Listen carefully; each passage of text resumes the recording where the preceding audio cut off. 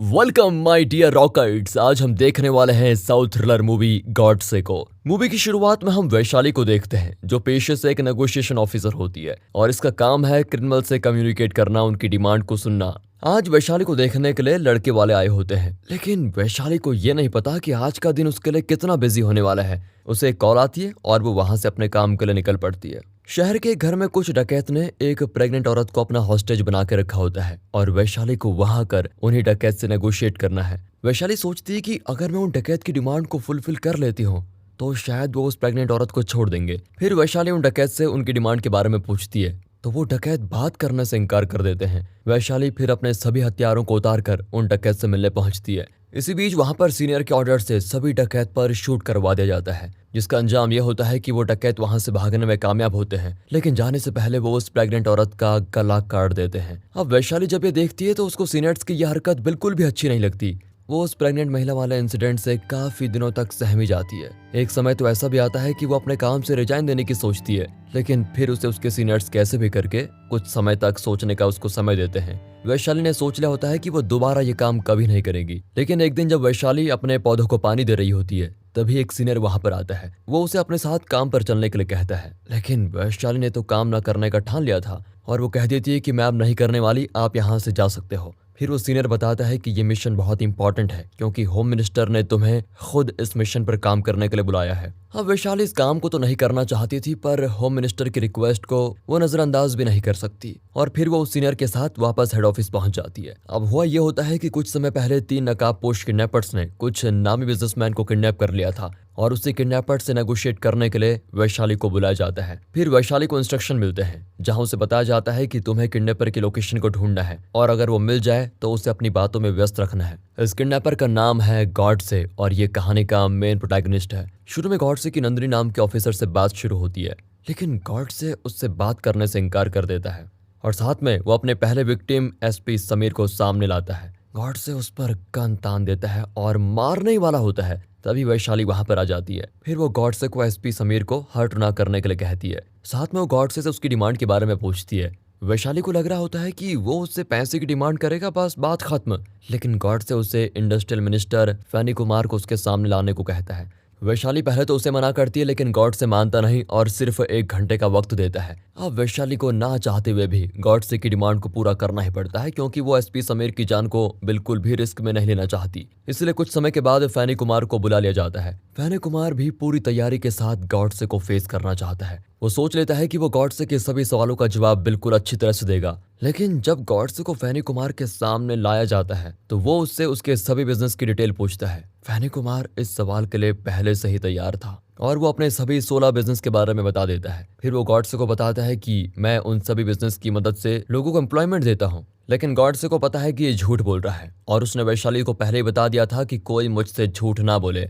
फिर वो फैनी कुमार को सच बोलने के लिए कहता है, जिससे फैनी कुमार घबरा जाता है। वो रिवील करता है कि मेरे सभी बिजनेस असल में शेल बिजनेस हैं, जिसका मतलब यह है कि वो सभी बिजनेस सिर्फ नाम के लिए होते हैं जबकि फिजिकली वहां पर कुछ नहीं होता। इसके बाद तो गॉडसे को काफी गुस्सा आता है और वो एसपी को गन से शूट कर देता है, साथ में कॉल भी कट कर देता है। यहाँ वैशाली, जिसे बिल्कुल भी अंदाजा नहीं था कि गॉडसे ये कर सकता है, वो वहां से उठकर जाने लगती है क्योंकि उसे ऐसा लग रहा है कि उसके सीनियर्स ने उससे कुछ बातें छुपाई हैं। वो अपने दिमाग को शांत करके गॉडसे के बारे में जानकारी इकट्ठा करने लगती है। फिर उसे जल्द ही गॉडसे की रियल आइडेंटिटी के बारे में पता चल जाता है। गॉडसे असल में लंदन बेस्ड बिजनेसमैन है जिसका रियल नाम है विश्वनाथ। वहीं दूसरी तरफ एक ऑफिसर गॉडसे से बात करने की सोचता है जिसका नाम आनंद कुमार है। वो यहाँ पर गॉडसे को धमकी देकर सरेंडर होने के लिए कहता है, लेकिन गॉडसे उससे बिल्कुल भी बात करने को तैयार नहीं था। वो सिर्फ वैशाली से बात करने को तैयार होता है। अब वैशाली को जैसे ही इस बारे में पता चलता है तो वो गॉडसे से पूछती है, तुम आखिर मुझसे क्या बात करना चाहते हो? अब गॉडसे उसे इसके पीछे का रीजन बताने को तैयार तो होता है, लेकिन वो पहले एमपी अजय सारथी को उसके सामने पेश करने के लिए कहता है। अब ना चाहते हुए भी वैशाली को फिर से गॉडसे की डिमांड को पूरा करना ही पड़ता है। वो अजय सारथी को उसके सामने पेश करती है। इस बार गॉडसे अजय सारथी से शालिनी के बारे में पूछता है। वो कहता है कि तुमने शालिनी को क्यों मरवाया, लेकिन अजय सारथी अपने ऊपर इस सारे इल्जाम को नकार देता है। इसलिए गॉडसे वैशाली से शालिनी के बारे में पूछता है, लेकिन वैशाली तो किसी भी शालिनी नाम की महिला को जानती नहीं। तभी गॉडसे रिवील करता है कि वैशाली ने कुछ समय पहले एक प्रेग्नेंट महिला के हॉस्टेज वाले केस को संभाला था,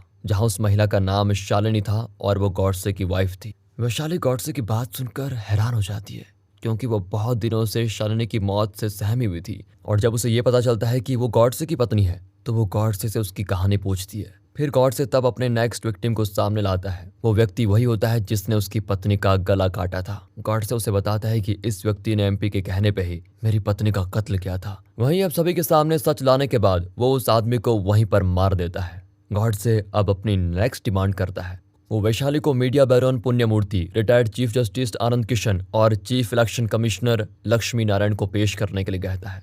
गॉडसे की इस डिमांड को भी मान लिया जाता है, लेकिन उन सभी को पहले से गॉडसे की कहानी बता दी जाती है।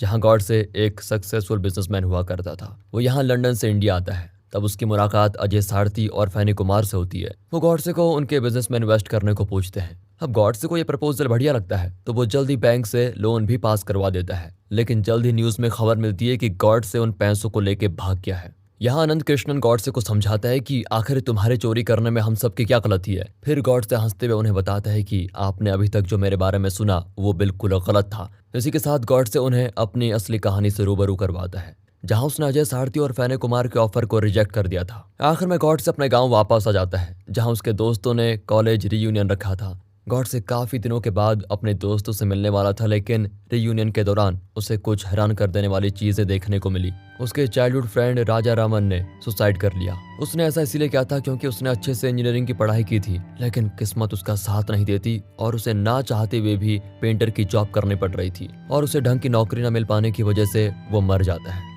अब गॉडसे को जब राजाराम की कहानी मालूम पड़ती है तो वो काफी दुखी होने के साथ साथ ये भी डिसाइड कर लेता है कि वो अपने बिजनेस को इंडिया में भी खोलेगा, जिससे वो राजाराम जैसे टैलेंटेड लोगों को नौकरी दे पाए। गॉडसे की सोच अच्छी थी, लेकिन उसे करना उतना ही मुश्किल। वो लंदन चला जाता है, जहां वो इंडिया में बिजनेस खोलने वाली बात को उसके सामने रखता है। शालिनी उसे सपोर्ट करती है, इसलिए गॉडसे शालिनी के साथ वापस इंडिया जाता है। वह इंडिया में कदम रखते ही वो एक नए बिजनेस को शुरू कर देता है, जहां वो राजाराम की मां के साथ इस शुभ काम को शुरू करता है। वहीं गॉडसे की मुलाकात अजय सारथी से होती है। अजय सारथी चाहता था कि गॉडसे उनकी कंपनी में इन्वेस्ट करे और इस बार गॉडसे मान भी जाता है। लेकिन जब गॉडसे अपने दोस्तों के साथ अजय सारथी के बिजनेस की जांच करता है तब उसे पता चलता है कि अजय सारथी असल में शेल बिजनेस को रन कर रहा है, यानी कि वो सभी बिजनेस सिर्फ नाम के लिए होते हैं और वहां पर कोई काम ही नहीं चल रहा। गॉडसे अजय सारथी के साथ बिजनेस करने से फिर मना कर देता है, लेकिन ये बात अजय सारथी को बिल्कुल भी पसंद नहीं आती और वो समय के साथ साथ गॉडसे के नए बिजनेस में रुकावट पैदा करना शुरू कर देता है।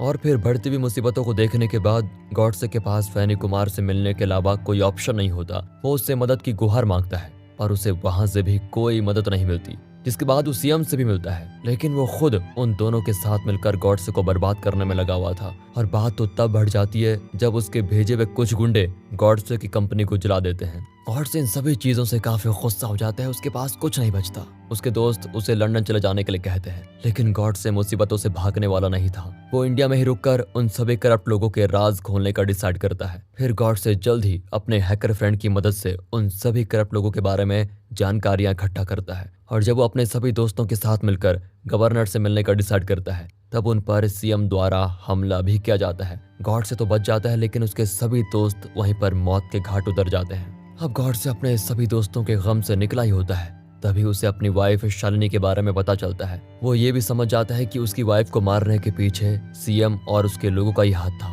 और वो हॉस्टेजेस का सिलसिला सिर्फ एक बहाना था। और अब प्रेजेंट टाइमलाइन में आते हैं तो गॉडसे की कहानी से सभी लोग हैरान हो जाते हैं। तभी गॉडसे पुण्यमूर्ति से पूछता है कि आपके न्यूज चैनल ने मेरे दोस्तों और मेरी वाइफ के बारे में क्यों नहीं बात की। पुण्यमूर्ति बताता है कि वो सीएम के खिलाफ जाने की सोच भी नहीं सकता, क्योंकि उसके चैनल को सीधा सीएम ही फंडिंग करते हैं, यानी कि वो सभी न्यूज चैनल सीएम के कंट्रोल में थे। गॉडसे को अब काफी गुस्सा आता है। वो कुछ ही पलों में सभी करप्ट पॉलिटिशियन की पोल खोल देता है, जिससे देश भर के सभी लोग लाइव देख रहे होते हैं। वहीं कॉल से हटके सीनियर ने गॉडसे की लोकेशन के बारे में पता लगा लिया होता है और आनंद कुमार के इशारे पे इस पूरे आइलैंड में ब्लास्ट कर दिया जाता है। यहाँ गॉडसे ने उन सभी विक्टिम को कैद किया होता है। इन हादसों के बाद तो लग रहा होता है कि गॉडसे मर चुका है, लेकिन दोस्तों कहानी यहाँ खत्म नहीं होती। वैशाली को जल्दी मालूम हो जाता है कि गॉडसे ने कुछ समय पहले कुछ ड्रोन का ऑर्डर दिया था, लेकिन वो उस ड्रोन का क्या करने वाला था वो किसी को नहीं पता। कहानी के आखिरी सीन में हम गॉडसे को देखते हैं, जो उन ड्रोन की मदद से सीएम के घर में घुस जाता है। उसे रोकने के लिए कई लोग सामने आते हैं, लेकिन वो उन सभी को खत्म करके सीएम के पास जाता है। गॉडसे को देखकर वहां उपस्थित सभी पॉलिटिशियन बिल्कुल हैरान होते हैं, क्योंकि उन सभी को लग रहा था कि गॉड से तो मर चुका है। तभी गॉड से अपने शरीर में लगे बॉम्ब को दिखाता है, जिससे वो कुछ समय के बाद एक बटन के साथ ब्लास्ट कर देता है। यहाँ ये बात क्लियर होती है कि गॉडसे के साथ साथ उन सभी करप्ट लोगों की मौत हो चुकी है। वहीं इस हादसे के बाद वैशाली को वो एविडेंस भी मिल जाता है जिसमें उन सभी करप्ट पॉलिटिशियन की इलीगल एक्टिविटीज स्टोर होती है। फिर वैशाली उस एविडेंस को सेफली गवर्नर तक पहुंचा देती है। बाकी दोस्तों, हमारा एक नया चैनल है मूवीज वेदर, जहां पर हम film industry Bollywood, Tollywood, Hollywood की अपडेट आपको देते रहेंगे। तो प्लीज उसे भी सब्सक्राइब करके हमें सपोर्ट कीजिए। और इसी के साथ ये मूवी यहाँ पर खत्म होती है। बाकी अगर आपको वीडियो अच्छी लगी हो, एक्सप्लेनेशन अच्छा लगा हो, तो लाइक कीजिए, चैनल को सब्सक्राइब करें। मिलते हैं अगली वीडियो में, तब तक के लिए गुड बाय, ख्याल रखिए अपना, and finally thanks for watching.